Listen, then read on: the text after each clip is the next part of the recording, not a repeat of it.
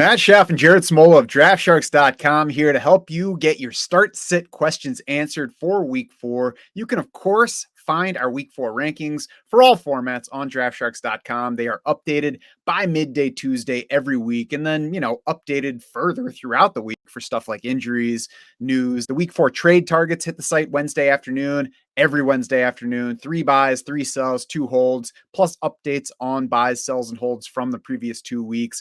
New this week is the Expert Moves article, and that is a new weekly feature in which each one of us picks out a move we're making this week. We recommend that you make. It could be trades, could be waiver pickups, could be a DFS target, anything really. And Jared, when we do most of our articles like these, we run the picks through everybody, the trade targets, the waiver pickups, all that. It's like, how do you guys feel about this? How do you guys feel about that? That changes for this one. You can pick whatever move you want. Doesn't have to be approved by anybody else on the staff. Throwing it in that article. And I think in honor of that, we should go ahead and lay something out this week. Could be the thing that you put in the article, maybe something else. What do you got? What's one move that you're making ahead of the Week 4 games? Yeah, we got Alex making kicker recommendations in that article, so we might have to rein it in a little bit. My move this week is a deep dynasty move. I'm stashing Erick All in dynasty wherever I have space. I mean, everyone's looking for tight end options right now, unless you have Trey McBride or Sam Laporta. Everyone's looking for tight end help. That includes dynasty as well. I would stash Erick All. This guy's already carved out a role early in his rookie season. He has 4 catches in each of the last 2 games for the Bengals. Again, this is a 4th-round rookie coming off an ACL tear less than 12 months ago. It's just impressive that he's already been able to accomplish that. I've watched each of the last 2 Bengals games, and both of those TV broadcasts said, the coaching staff has told us that they love Erick All. So that was interesting that, 2 straight. One was CBS, one was ESPN. So completely different broadcast teams heard the same thing from the Bengals coaching staff. And really, All was a guy I think we all kind of liked as a sleeper in this year's tight end class. Sneaky, strong college production, not big raw numbers, but he was second on the 2021 Michigan team in both catches and receiving yards. And then last year at Iowa, 37% of the team's receiving yards last year, despite missing time with that knee injury. He was 3rd among all tight ends last year in yards per route run. So again, was an efficient pass catcher last year at Iowa. And then just looking ahead to, 2025, T. Higgins and Mike Gesicki are set to hit free agency. So there is a chance that, there's a big opportunity for Erick All in Cincinnati with Joe Burrow as early as next season. Yeah, I think he carried some intrigue already in the draft. The fact that he's already showing up in the offense is great, I think, for his long-term outlook. So yeah, certainly worth stashing. I had a tight end pick in that article as well. I'm not going there for my pick on this show. However, I'm going to go with something that I couldn't get into the trade targets article this week. And if I'm in good shape at running back right now, I'm going to try to shoot the moon in a James Cook trade, try to move James Cook to somebody else's team to bring back big help for my team. He is 6th among running backs in PPR points so far, 21st in expected PPR points per game, 19th among running backs and carries, tied for 22nd at the position in targets, has feasted on touchdown luck early, 4 touchdowns so far, including 3 in that game against Miami. Last year, he was not much of a touchdown scorer. 80 players drew a higher percentage of their team's carries inside the 5-yard line than James Cook did. Josh Allen got 14 in there. Latavius Murray got 11 in there. James Cook had 4 carries inside the 5. 43 players handled a higher percentage of their team's carries inside the 10-yard line. James Cook only beat Latavius Murray by 1 carry there. And I bring that up to highlight what I think is a shortcoming of his. He's not a big back. I don't think he's going to stay efficient in the scoring category. I think he's just okay overall as a running back. We did see James Cook's overall work pick up last year after the Bills made their offensive coordinator switch. He reached 16 carries just once in 10 games under Ken Dorsey, 16 plus carries in 7 of 9 games under Joe Brady, including the playoffs. Reached 70 yards just 4 times in that stretch where he was getting more carries, though. Short of 4.0 yards per carry in 5 of those 9 games. This year, we've already seen him fall short of 4 yards per carry in 2 of 3 games, 3.5 against Jacksonville on Monday night, 3.7 against Arizona in week 1. I think James Cook and the Bills have benefited from a soft opening schedule on defense and that touchdown luck specifically for Cook that I mentioned already. The next 3 weeks find them on the road at the Ravens, Texans, and Jets. Could be a tough stretch, and I think James Cook could look a lot different in 3 weeks than he does right now. Yeah, I'm more bullish on Cook than you. To me, it looks like he's taken a step this season as a player. I think he's looked good in his first year. I think the soft schedule has hurt him in a way too, because he literally hasn't played much in the second half of these last two games because the Bills had such big leads. He's getting those carries, inside the 10, inside the 5 that he hasn't in the past. This is continued to be a run leaning offense under Joe Brady. So I could definitely see selling Cook for like top 10 RB value. If I'm not getting that, I'm definitely hanging on to him because I do think he has a chance to score as a low end RB1 the rest of the way. And I agree with that. I'm not saying sell him for whatever you can get. I say right now, see if you can get a high return. And if you can't, hang on to him and see what happens, because playing in Josh Allen's offense, never a bad place overall. Let's move on now to the week 4 questions that people are facing as they're setting their lineups this week. Again, you can check out the Expert Moves article on draftsharks.com right now and every week, going to be coming out every Thursday. Jared, one move that people are making this week, probably, or at least considering, is Roschon Johnson, because ESPN's Jeremy Fowler reports the Bears plan to give Roschon Johnson a longer look this week. What do we do with that? Yeah, it's funny. You had to get to the very, very, very bottom of Fowler and I think Graziano's long article this week about just all the intel they're picking up from the league. And there was a bullet point at the very bottom that from Fowler that said, the quote was like, watch for the Bears to give Roschon an extended look. So, he obviously heard something to say that. So, I do expect Roschon to play a bigger role this week. And that obviously makes sense. DeAndre Swift's been the worst runner in the NFL so far this season. 1.8 yards per carry. He's dead last among 50 qualifying running backs in rush yards over expected per attempt. We saw Roschon Johnson start to eat into Swift's workload in week 3. I think that will continue in week 4. Like if I have to start a Bears running back, I would start Roschon Johnson this week over DeAndre Swift. I'd much rather just avoid the situation if I can, though.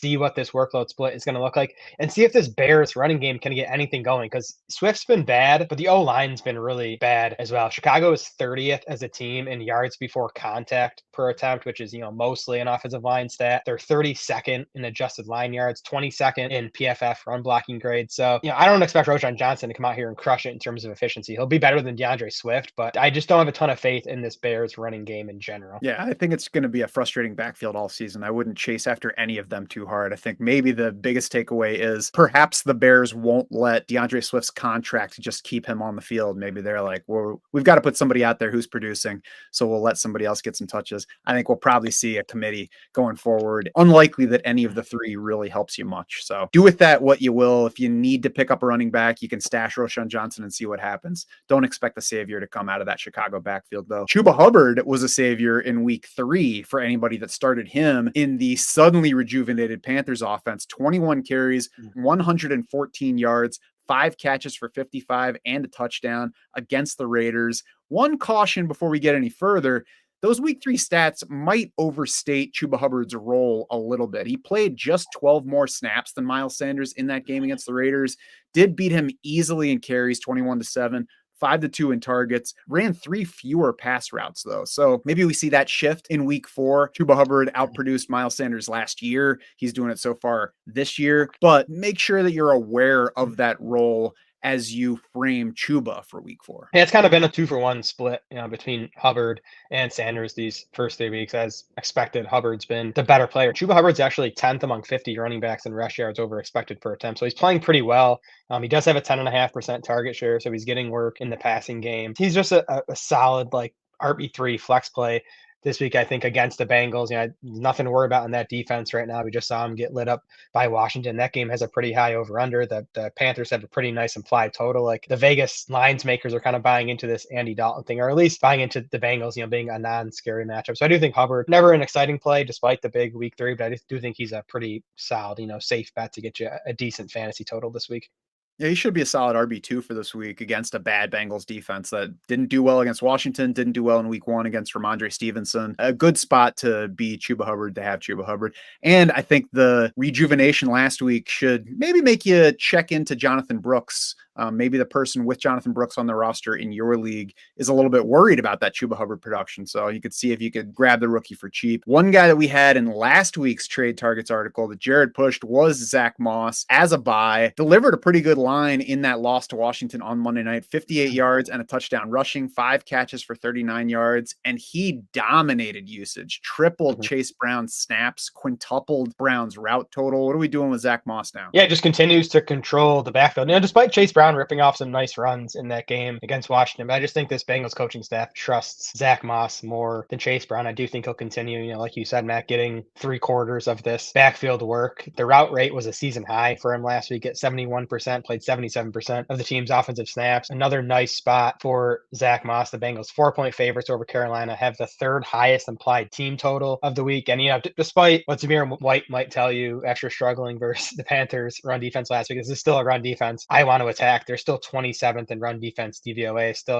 without Derek Brown for the rest of the season. So I think it's a really nice spot for Moss again. Given how much I didn't like Zamir White coming into the league, it's kind of affirming to watch him struggle to begin this season. Jauan Jennings, we all know what he did last week. We all know that he's not going to keep producing at that level. But now, Jared, the question is whether to use Jauan Jennings in week 4 lineups. He sits just 35th in our PPR rankings at wide receiver for week 4, but should people with Jauan Jennings on their roster even pay attention to his projection for this week? This one got trickier because George Kittle returned to a limited practice on Wednesday, which to me, has him on track to play. We did end up adding him to the week 3 rankings last night, reduced Jennings' target share a little bit, not a lot though. I mean, this is still kind of just like a 3-man passing game now, right? Assuming Kittle's back with Kittle, Ayuk, and Jauan Jennings. Jennings was an every down player last week. I expect that to continue in this one. His 49ers have a 25.5 point implied total. The Patriots pass defense, they're 25th in pass defense DVOA through 3 weeks. They're 29th in our adjusted fantasy points allowed to wide receivers. And they've been using Christian Gonzalez, their second-year corner, in shadow coverage these first 3 weeks. So I would assume, maybe after last week, he doesn't, but I would assume he's going to spend most of the game on Brandon Ayuk,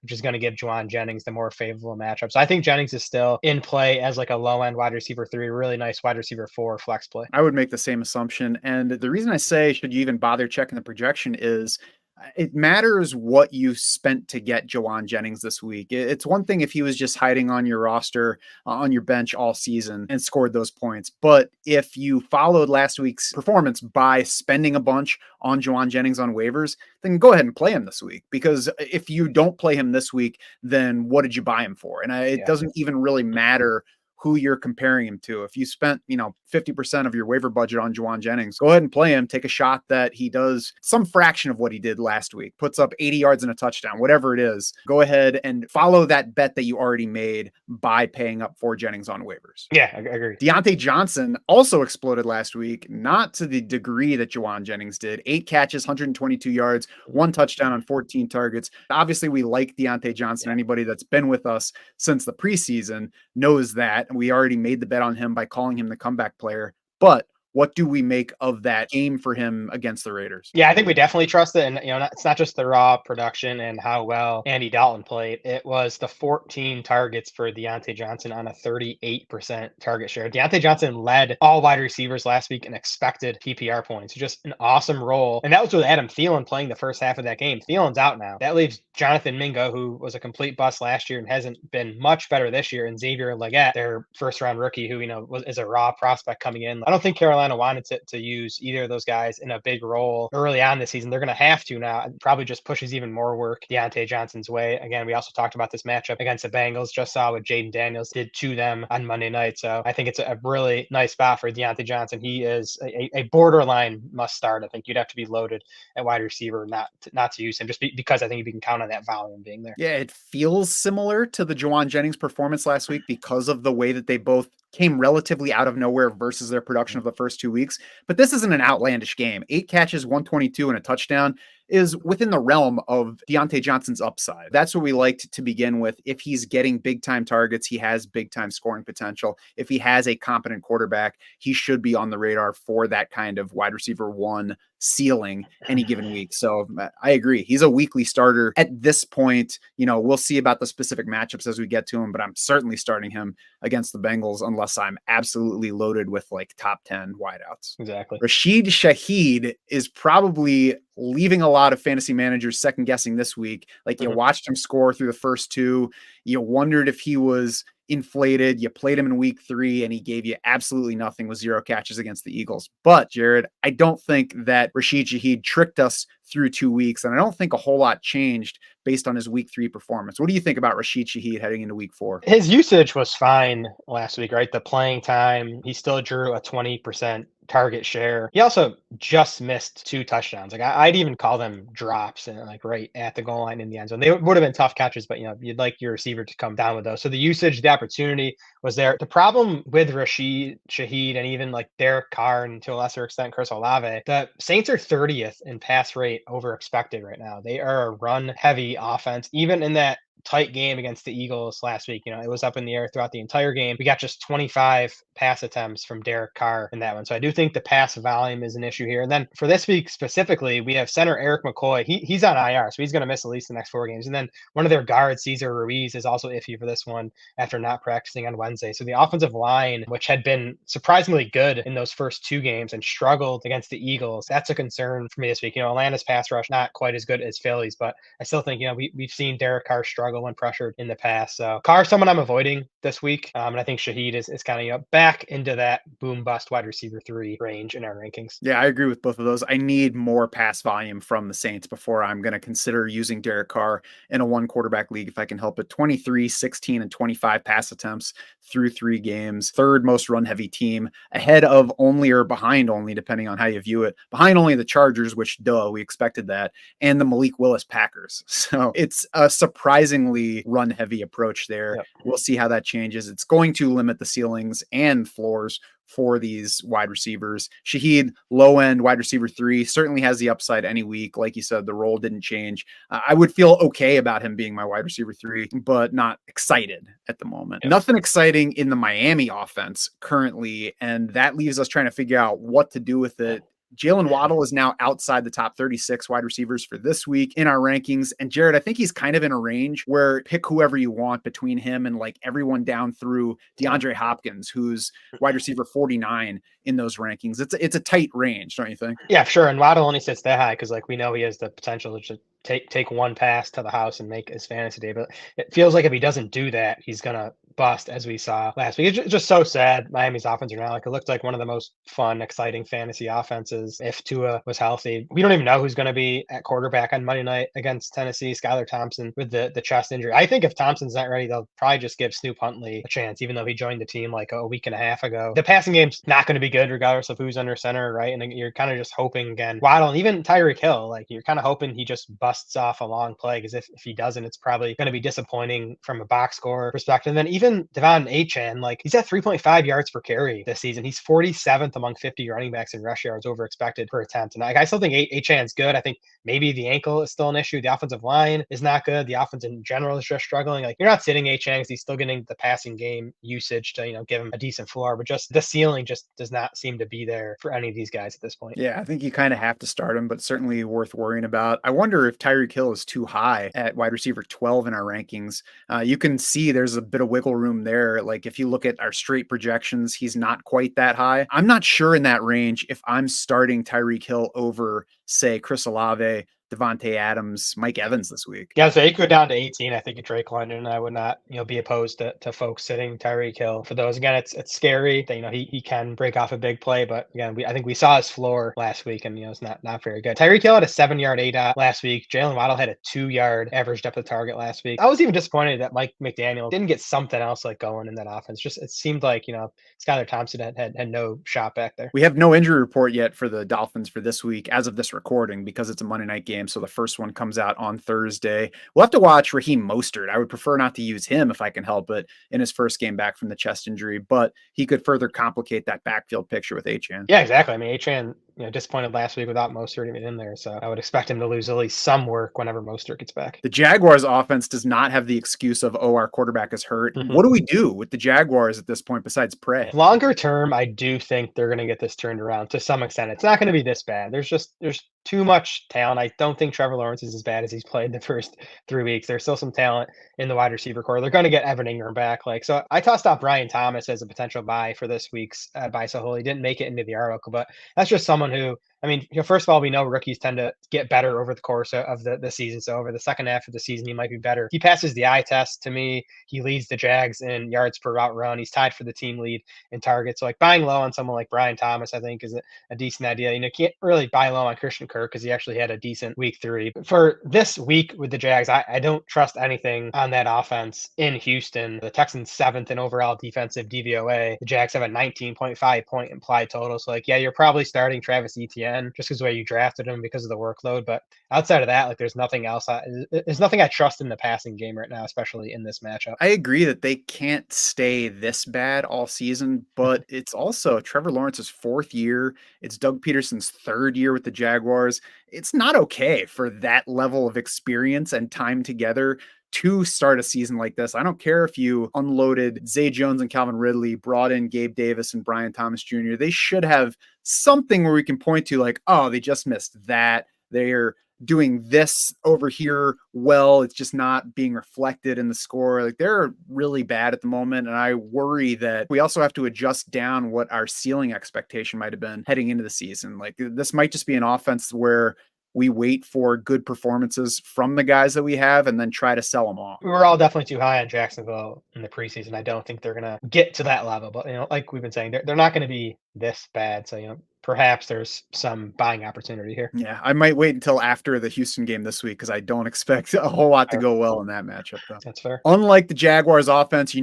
can count on us every week. So if you're still watching or listening, please subscribe, like, follow, whatever makes sense on your platform. It helps us know that you're out there waiting for the content. It lets you know when that new content drops. So it does a little bit for both of us. Anthony Richardson, Jared, has not been very good. He would fit in well with the Jaguars right now. He is QB 17 in our week 4 rankings against Pittsburgh. Hasn't been good through 3 weeks. Like even his good fantasy outing back in week 1 included 9 of 19 passing. He had 2 long touchdowns, 60 and 54 yards, not a whole lot else beyond that. Had the rushing score, and then he's been rough the past 2 weeks. What are you doing with Anthony Richardson, I guess, in general? Yeah, and that's just how he's going to score, at least at this point of his career. He's going to score with splash passing plays and rushing production. And the rushing production, that is the concern for me at this point. Through 3 weeks, Richardson has 18 carries. That's tied for 6th among quarterbacks. He has 117 rushing yards. That's 5th among quarterbacks. Again, okay, but like if you drafted him, you were expecting him to be top 3, maybe leading the league in rushing attempts,